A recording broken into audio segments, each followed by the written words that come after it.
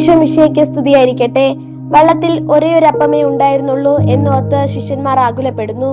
5000-ത്തെയും 4000-ത്തെയും തൃപ്തരാക്കിയ ലോകത്തിന്റെ ജീവന്റെ അപ്പം തങ്ങളുടെ കൂടെ ഉണ്ടെന്ന സത്യം അവർ മറന്നുപോയി. ഫരിസേയരുടെ കപടതയാകുന്ന പുളിച്ച മാവിനെ കുറിച്ച് ഈശോ മുന്നറിയിപ്പ് നൽകുന്നത് അവരുടെ ഹൃദയ കാഠിന്യത്തെയും വിശ്വാസക്കുറവിനെയും തിരുത്താനാണ്. നിങ്ങൾക്ക് ഇനിയും മനസ്സിലാകുന്നില്ലേ എന്ന ഈശോയുടെ ചോദ്യം നമ്മുടെ ഓരോരുത്തരുടെയും നേർക്കുള്ളതാണ്. കഴിഞ്ഞ കാലങ്ങളിൽ ദൈവം നമുക്ക് നൽകിയ കരുതലുകൾ ഒരു പുതിയ പ്രതിസന്ധി വരുമ്പോൾ നാം വിസ്മരിക്കുന്നു.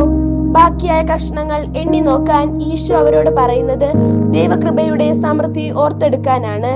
നമ്മുടെ കുറവുകളിലല്ല, മറിച്ച് അവിടുത്തെ വിശ്വസ്തതയിലാണ് നാം ശ്രദ്ധ കേന്ദ്രീകരിക്കേണ്ടത്. യുക്തിയുടെ പുളിച്ച മാവ് നമ്മുടെ വിശ്വസ്തതയെ ഇല്ലാതാക്കാതിരിക്കട്ടെ. കഴിഞ്ഞ കാലത്തെ അത്ഭുതങ്ങളെ ഓർക്കാം, ഇന്നത്തെ ആകുലതകളെ അവനിൽ ഏൽപ്പിക്കാം.